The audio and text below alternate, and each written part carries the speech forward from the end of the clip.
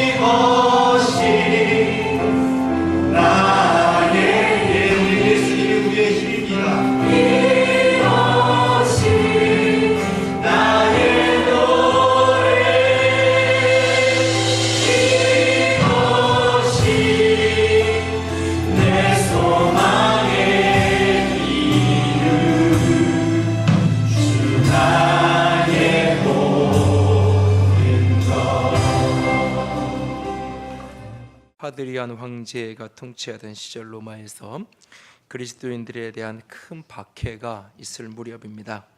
이때 로마에 살던 세 자매가 나란히 순교하는 사건이 벌어지는데, 이 세 자매는 신앙심이 굉장히 좋은 딸들이었는데, 그 첫째 딸 이름은 피데스, 믿음이라는 뜻이었고, 둘째 딸은 스페스, 소망이라는 뜻이었고, 셋째 딸의 이름은 까리타스에서 사랑이라는 이름을 가졌다고 합니다. 이 세 자매가 붙들려 와서 신앙을 버릴 것을 종용받던 그때에 그들은 이렇게 말합니다. 첫째 딸 믿음은 나는 주님을 믿을 뿐입니다 라고 답을 했다고 합니다. 둘째 딸 소망은 나는 천국을 바라볼 뿐입니다. 그리고 셋째 딸 사랑은 나는 예수님을 사랑해요 라고 대답하며 나란히 참수되었다고 합니다. 이 사건 이후 교회 내에서는 믿음, 소망, 사랑 이 세 가지를 그리스도인이 붙들어야 할 가장 큰 덕목으로 가르치고 또 그렇게 삼게 되었다라는 야사가 전해집니다. 어린 시절 추억 속에 있는 교회 예배당을 떠올려 보면 믿음, 소망, 사랑이라고 종이에 각각 쓰여진 또는 포스터가 이렇게 새겨져 있는 그런 그림, 그 글자를 비로도 천이 강단에 이렇게 붙여놓고 있었던 기억이 납니다. 성도들에게 또 가훈이 뭐냐고 물으면 많은 가정에서 우리 집의 가훈은 믿음과 소망과 사랑입니다 말하는 것을 들었던 기억도 있습니다. 이렇듯 믿음, 소망, 사랑, 신망의 이 세 가지는 신앙생활의 가장 중요한 덕목으로 여겨져 왔습니다. 그런데 요즘 들어서는 이 세 가지 덕목이 어떤 이유에서인지 우리의 삶에서 조금 멀어진 듯한 느낌입니다. 신앙의 삶의 실천적 변화의 가장 핵심적인 덕목, 우리가 품성에 대한 이야기를 많이 하는데 그 모든 것의 핵심을 모으면 이 세 가지를 결국 집약될 수 있는 믿음, 소망, 사랑, 이 세 가지를 잃어버린 신앙이 있다면 그것은 결코 참된 신앙일 수 없을 겁니다. 하나님께 대한 믿음, 천국에 대한 소망, 예수님에 대한 사랑으로 사로잡힌 그 성도들은 삶에서 서로를 믿어주고 서로에게 소망이 되며 서로를 깊이 사랑하며 살아가는 사람이어야 할 것입니다. 행복한 가정, 이것이 있다. 행복한 가정에는 하나님의 환희가 있어야 되고 그러기 위해서는 반드시 예수 그리스도의 생명의 복음이 있어야 되고 예수 그리스도의 생명의 복음으로 거듭나고 구원받은 영혼들에게 삶의 가이드와 같은 성경이 우리의 가정에 있어야 된다. 삶의 표준이 있어야 된다라고 했습니다. 그리고 그런 가정의 네 번째로 신망에 믿음, 소망, 사랑이 있을 때 그 가정이 진정 행복한 가정이 되어질 것입니다.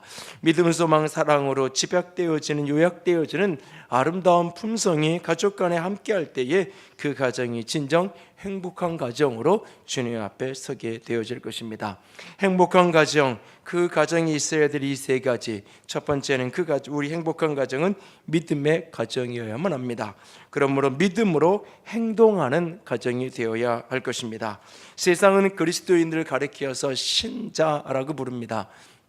그 말은 예수님을 믿는 사람들, 하나님을 믿는 사람들, 그들을 가리켜서 신자라고 부르죠.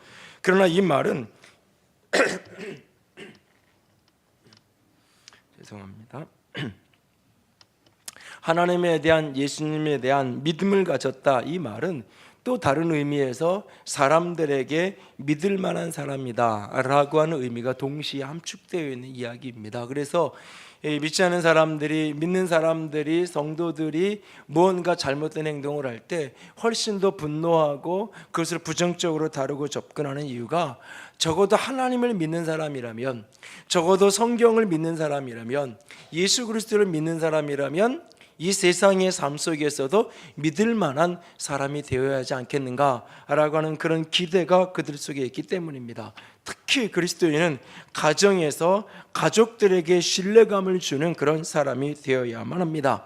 행복한 가정은 가족 간에, 부모와 자녀 간에, 부부 간에 서로가 서로를 깊이 신뢰하는 그 신뢰감으로 연대되어 있는 가정이 진정 행복한 가정이고, 신뢰감 속에서 자녀들이나 모든 가족들이 안정감을 누리면서 행복도가 높아질 수밖에 없습니다. 하나님에 대한 믿음을 갖고 있기에, 하나님에 대한 신뢰가 있기에, 그 하나님께서 내 사랑하는 사람들 속에서도 일하고 역사하심을 믿는 그 믿음 속에 서로를 신뢰하는 가정, 서로를 신뢰하는 우리 모두가 되어져야 할 것입니다.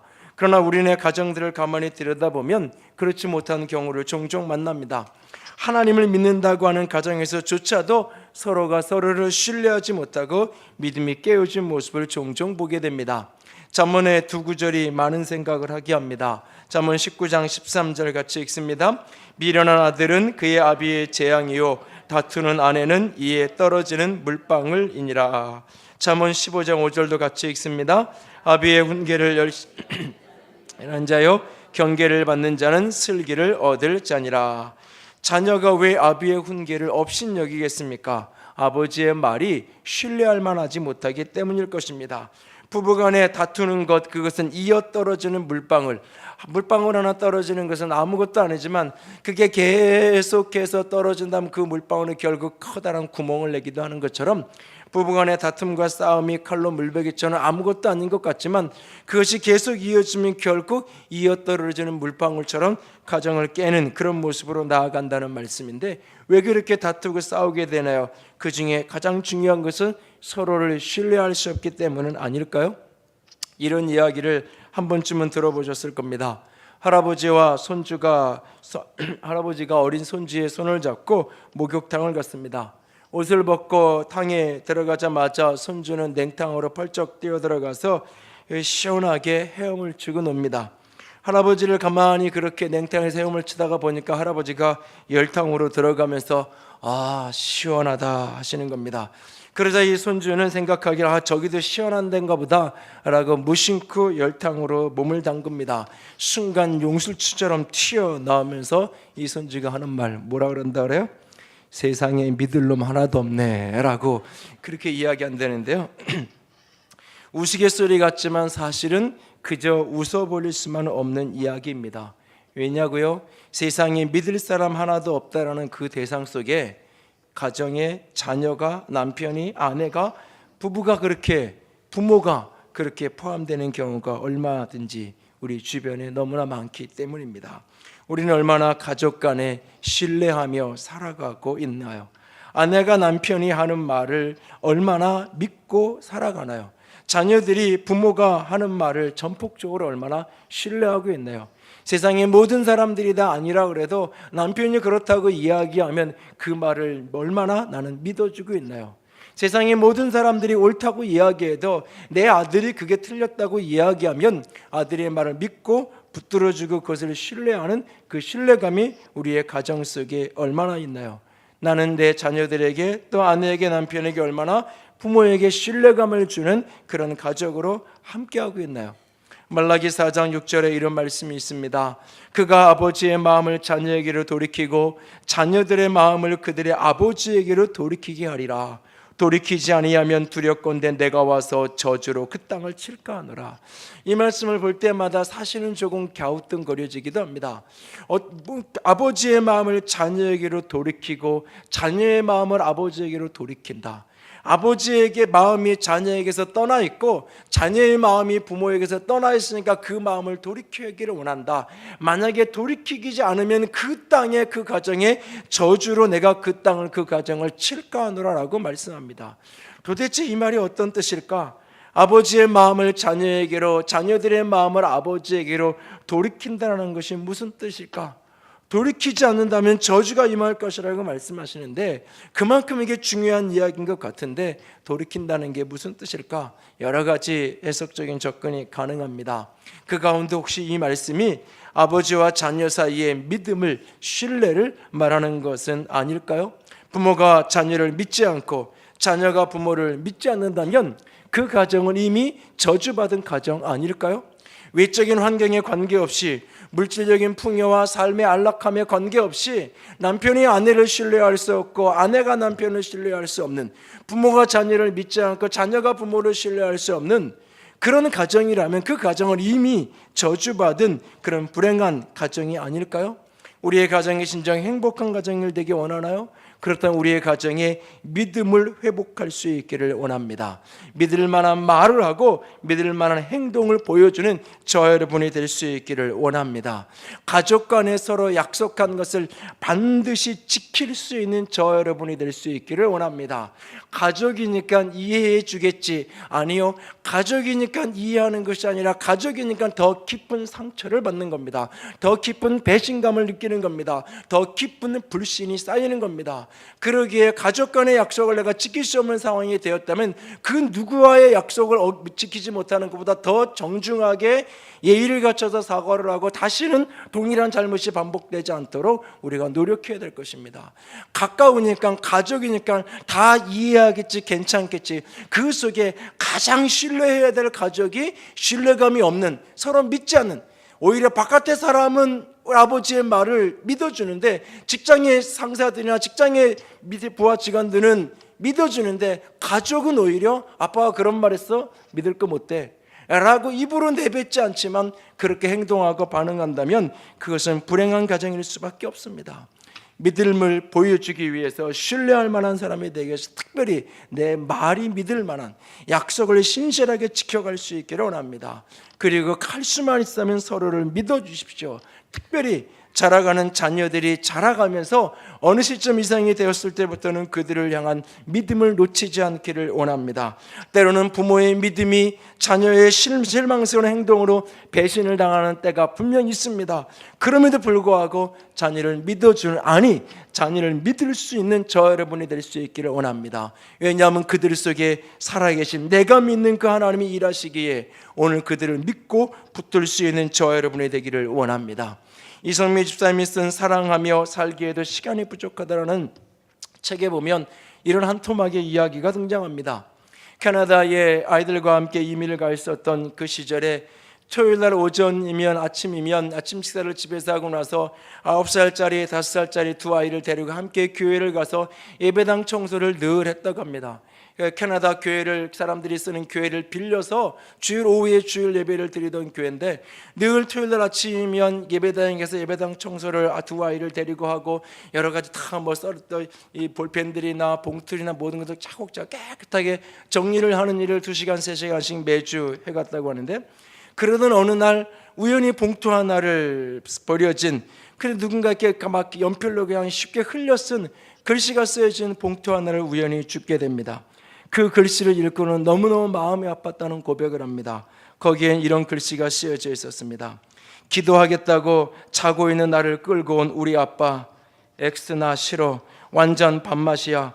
저나 잘 살지 저도 엉망이면서 새벽 기도는 왜 한대?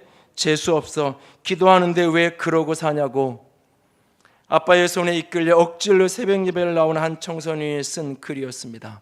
연필로 아무렇게나 써놓은 그 글귀를 보면서 한편으로 너무너무 마음이 아프고 또 한편으로는 동시에 자신의 아이들이 생각났다고 고백합니다. 혹시 내 아이들에게 비친 내 모습이 이런 모습은 아닐런지 순간 두렵기도 했다라고 말합니다. 그 부분을 읽어 내려가면서 저도 많이 두려웠습니다. 많은 목회자의 자녀들이 엇나가기도 하고 심지어는 신앙을 등지기도 한다는 이야기가 심심치 않게 들려오는 분위기 속에서 나는 과연 성도들에게 신뢰받는 목사이기 이전에 가정에서 가족들에게 얼마나 신뢰받는 아빠여 남편으로 나는 살아가고 있는가 내 자신을 두려움으로 점검하게 됩니다. 행복한 가정을 이루고 싶습니까? 가족을 믿어주십시오. 그리고 가족들에게 믿을 만한 삶을 살아갈 수 있기를 원합니다. 가족 간에 서로가 신뢰하고 믿을 수 있을 때 믿음으로 행동하는 그 가정, 그런 가정에서 살아가는 사람은 행복한 사람입니다. 두 번째로 행복한 가정, 그곳에는 소망이 있어야 됩니다. 소망의 가정, 그러므로 소망으로 기다려주고 또 기다려줄 수 있는 저 여러분이 될 수 있기를 원합니다. 저는 요즘 사람들이 삶이 이전보다 더 각박해지고 척박해가는 이유가 무엇일까?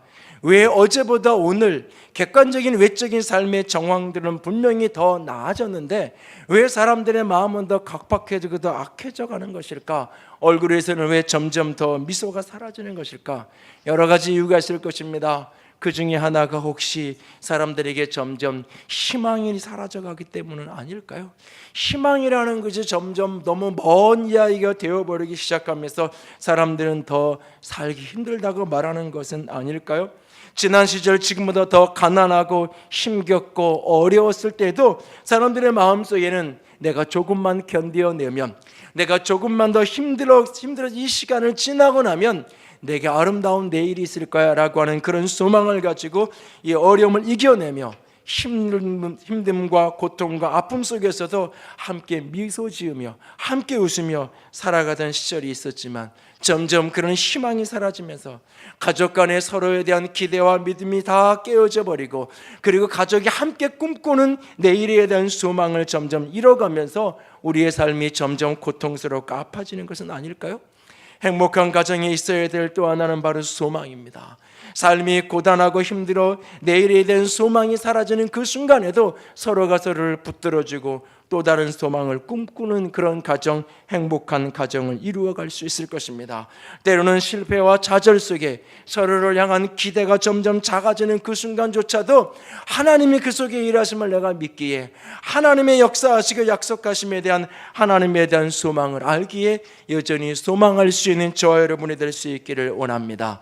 나의 사랑하는 나를 위해 십자가에 피 흘리신 그 예수께서 오늘 우리 가정의 주인이 되어주시고 우리 가정의 일하심을 믿기에 오늘도 서로를 향한 소망을 포기하지 않고 붙들 수 있기를 원합니다.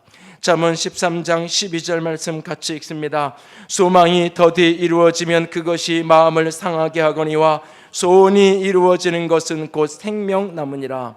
소망이 더디 이루어지면 마음이 상한다라고 말합니다. 그래서 점점 사람들은 소망하고 싶어 하지 않습니다. 내가 희망하고 소망했던 것들이, 내가 기대했던 것들이 어느 날 실망으로 좌절로 돌아오는 경험들을 몇 번 하고 나서는 또다시 실망하는 것이 두려워서, 또다시 좌절하고 상처받는 것이 두려워서 더 이상 희망을 포기해버리고 맙니다. 더 이상 어떤 기대를 하지 않습니다. 남편은 아내에게, 아내는 남편에게, 부모는 자녀에게, 자녀는 부모에게 더 이상 어떤 기대도 하지 않습니다. 그냥 그렇게 삶을 살아갑니다. 왜냐고요? 기대가 늘 실망으로 다가오는 그 고통을 알기에 괜한 소망을 가졌다가 상처받고 아파하기 싫으니까 더 이상 기대하고 싶어 하지 않는 사람들을 만납니다. 아니요, 바로 그런 때에도 하나님이 우리의 가정에 일하고 계시기에, 하나님이 그의 계획 속에, 내 가족 속에 이 역사하고 일하고 계시기에 오늘도 다시금 소망할 수 있는 저와 여러분이 되기를 원합니다. 전도서 9장 4절 말씀 같이 읽습니다. 모든 산자들 중에 들어있는 자에게는 누구나 소망이 있음은 산 개가 죽은 자보다 낫기 때문이니라. 모든 살아있는 자들 중에 들어있는 사람들, 모든 살아있는 자는 소망이 있다. 그러면서 비유를 듭니다. 산 개가 죽은 사자보다 낫기 때문이다 라고 말합니다. 저는 이런 생각을 이 구절을 보다가 잠깐 해봤어요. 드라마 속에 있는 아무아무개보다 내 집에 함께 사는 아무아무개가 더 소망 있는 존재입니다. 드라마를 보면서, 영화 속에 있는 배우를 보면서 아무리 아름다운 남편에 대한 소망을 갖고 아주 신실한 자녀에 대한 소망을 아무리 가진들 그것은 소망일 수 없는 거예요. 소망일 수 없는 거예요. 죽은 개, 산 개가 죽은 사자보다 낫다라고 말하고 있어요. 우리가 아무리 과거로 후회하는 것이 아니라 지금 이 순간 서로에 대한 희망과 소망을 가질 수 있기 원합니다.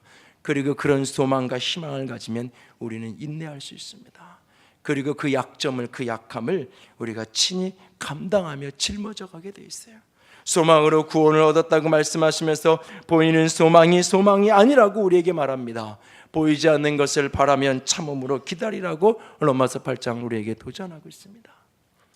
이철환 선생님이 쓰신 글 가운데 소중한 희망이라는 글이 있습니다. 그 글에 보면 이 병희라는 화랑을 운영하는 한 주인공이 등장합니다. 그 건물 3층에 어느 날 한 가정이 이사를 왔습니다. 그 가정의 여인은 그 아이를, 돌 정도 지난 아이를 늘 등에 업고 다니는데 우연히 보게 된 그 돌 지난 아이의 얼굴을 보았는데 오른쪽 눈이 흉한 모습으로 감겨져 있는 아이였습니다. 그런데 인상적인 것은 그 아이를 업고 늘 다니던 그 여인이 3층에서 계단을 타고 내려올 때마다 늘 한쪽 눈을 감은 채로 계단을 더듬더듬 하면서 조심조심 계단을 내려오고 올라가는 모습을 보면서 참 이상하다라고 하는 생각을 하게 됩니다. 그렇게 이웃에 대해서 지내던 어느 날 주일날 오후 화랑을 그녀가 찾아옵니다. 역시 등에 아이를 업고 잠든 아이를 데리고 그렇게 찾아왔습니다. 잠시 망설이더니 회색 서류봉투에 노트만한 사진 한 장을 꺼내면서 이렇게 이야기합니다. 저 우리 아이 얼굴을 그릴 수 있나 해서요. 얼마 전 돌 때 찍은 사진이었는데요. 이걸 좀 그려주셨으면 해서요. 그거를 받아들이는 순간 사진 속에 있는 아이의 눈은 슬픈 모습으로 그렇게 오른쪽 눈이 감겨져 있는 모습이었습니다. 사진이 크고 선명해서 그리기 어렵지 않겠어요? 라고 답합니다. 망설이던 아이의 엄마는 이렇게 다시 한번 이야기합니다. 실은 한 가지 더 부탁드릴 게 있거든요. 어려우시겠지만 제 아이의 오른쪽 눈을 아프지 않게 그렇게 그려주실 수 있나요? 그럼요, 그럴 수 있죠. 벽에 걸린 아이 돌사진을 볼 때마다 마음이 너무 아팠거든요. 말은 안 하지만 아기 아빠도 그랬을 거예요. 그 그림이 지금의 모습은 아니지만 이 아이가 더 컸을 때는 틀림없이 두 눈으로 세상을 살아갈 수 있을 거예요. 하나님께 늘 그렇게 기도하거든요. 그렇게 말하는 그녀의 표정은 조금 더 슬퍼 보이지 않았다. 그렇게 해서 그림이 그려지고 그 돌사진을 그림을 그려서 전해주었습니다. 그리고 몇 달이 지난 어느 날 병인은 그 3층 여자의 집에 놀러가서 좁은 거실 한쪽에 벽에 걸려져 있는 그림을 보게 됩니다. 아기 그림을 보며 3층 여자는 평화로운 얼굴로 이렇게 말합니다. 아기가 더 크면 아기에게 내 눈을 이식시켜 줄 거예요. 그러면 저 그림처럼 내 아기가 예쁜 눈을 가질 수 있겠지요. 그래서 저는 지금부터 한쪽 눈으로 살아가는 연습을 하고 있어요. 한쪽 눈으로 밥을 먹고 계단을 오르고 또 길을 걸으면서요. 그래서 얼마나 기쁜지 몰라요. 병인은 그제야 3층집 여자가 눈을 감고 한쪽 눈을 꼭 감고 계단을 내려왔던 이유를 알 수 있었다라고 써내려가는 이야기를 봅니다.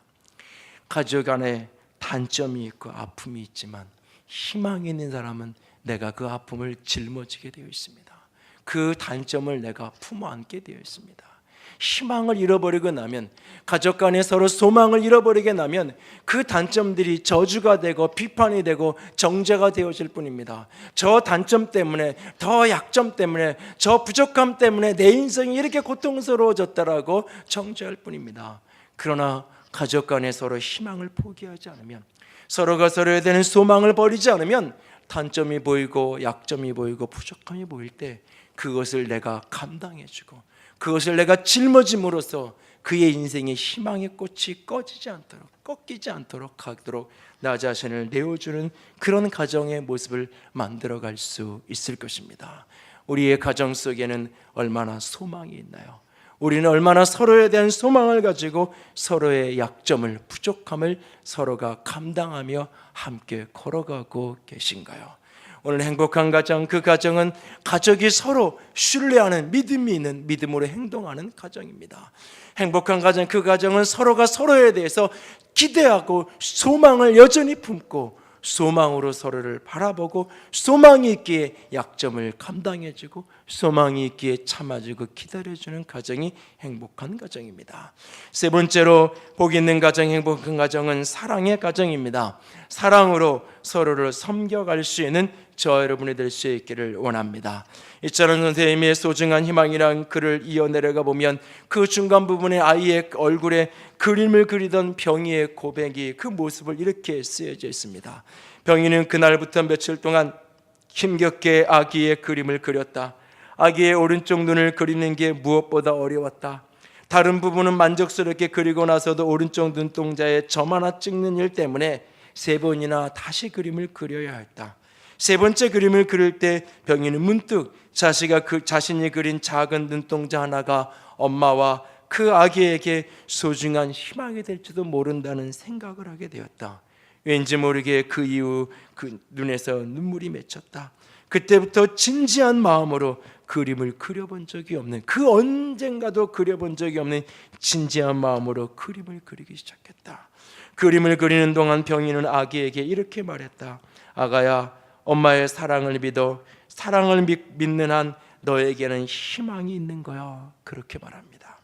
그렇습니다. 우리 가정에 믿음을 믿음되게 하는 것, 소망을 소망되게 하는 것, 그것이 바로 사랑입니다.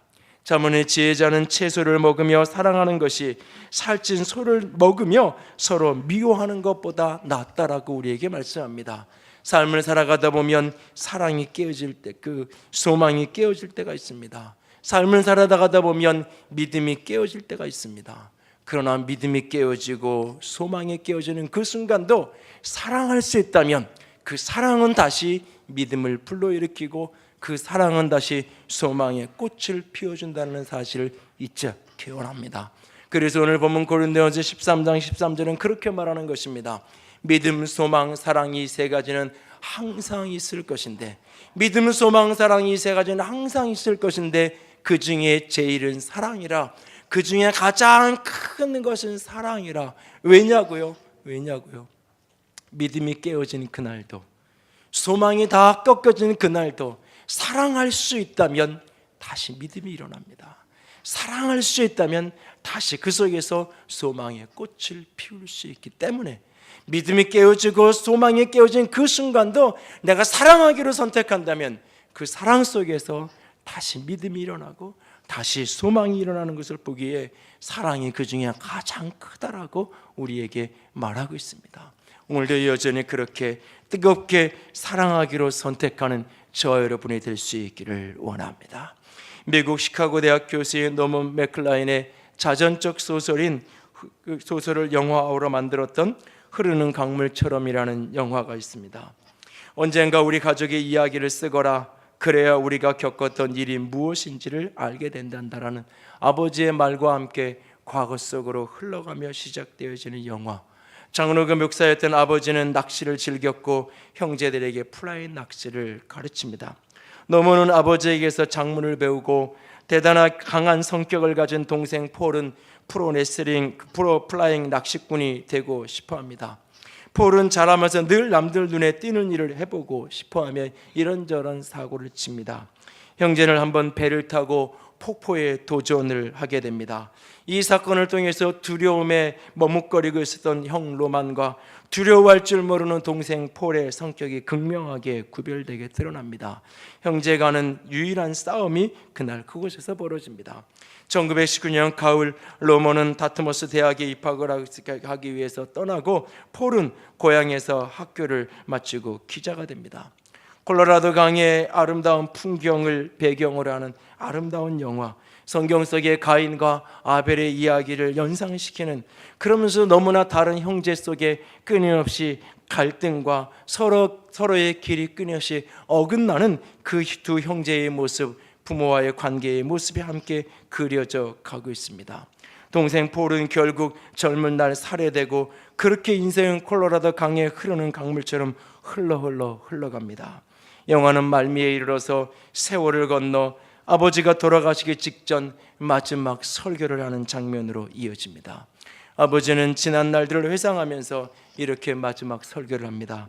우리는 누구나 일생에 한 번쯤 사랑하는 사람이 불행에 처한 것을 보고 이렇게 기도합니다. 기꺼이 돕겠습니다, 주님. 그러나 필요할 때 사실 우리는 가장 가까운 사람을 거의 돕지 못합니다. 무엇을 도와야 할지 모르고 있으며 때로는 그들이 원치 않는 도움을 줄 뿐입니다.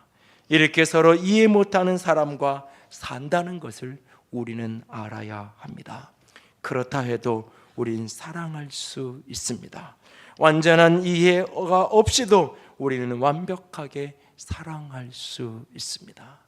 우리가 알아야 할 것, 우리는 그렇게 서로 이해하지 못하는 사람들과 살아가고 있다는 사실이요. 가족이니까 다 이해할 수 있다고요? 내 자녀니까 다 이해할 수 있다고요? 아니요. 내가 그들을 위해서 필요할 때 내가 도움이 되고 싶고 필요할 때 그 곁에 함께하고 싶다라고 우리는 말합니다. 그러나 정작 인생에 가장 필요할 때 사실 가까이 할 수 없는 우리 자신을 보게 됩니다. 인생이 중요한 그 순간에 결국 홀로 외로이 그 길을 떠나야 하고 길을 가야 하는, 시험장으로 들어가는 아이와 함께 곁에 있어주고 싶지만 결국을 떨고 있는 그 아이 홀로 그것을 들여보내야 되는 게 우리의 모습이에요. 내가 무엇인가를 돕고 싶고 무엇인가를 사랑으로 해주기 원하지만 그것이 때로는 전혀 아무런 도움이 되지도 않는 경우가 너무나 많습니다. 그럼에도 불구하고 우리가 완전한 이해가 없다 할지라도 완벽하게 사랑할 수 있는 것, 그것이 가족입니다. 믿을 수 없어도, 소망할 수 없어도 사랑할 수 있는 것이 가족입니다.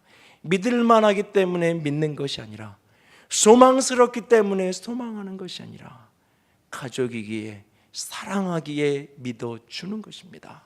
사랑하기에 여전히 그를 향한 소망을 포기하지 않는 것입니다. 그렇게 서로를 깊이 사랑할 수 있기를 원합니다. 믿음, 소망, 사랑, 이 세 가지는 항상 있을 것인데, 여러분의 가정 안에 믿음, 소망, 사랑, 이 세 가지가 항상 있다면 우리의 가정은 진정 행복한 가정일 수 있을 겁니다. 믿음, 소망, 사랑, 이 세 가지가 항상 있기 원하시나요? 그렇다면 가장 큰 사랑을 붙들 수 있기를 원합니다. 사랑하기에 믿어주고, 사랑하기에 소망을 포기하지 않고, 사랑으로 함께 할 수 있는 복 있는 가정, 축복의 가정을 만들어가는 우리 모두가 되어질 수 있기를 원합니다.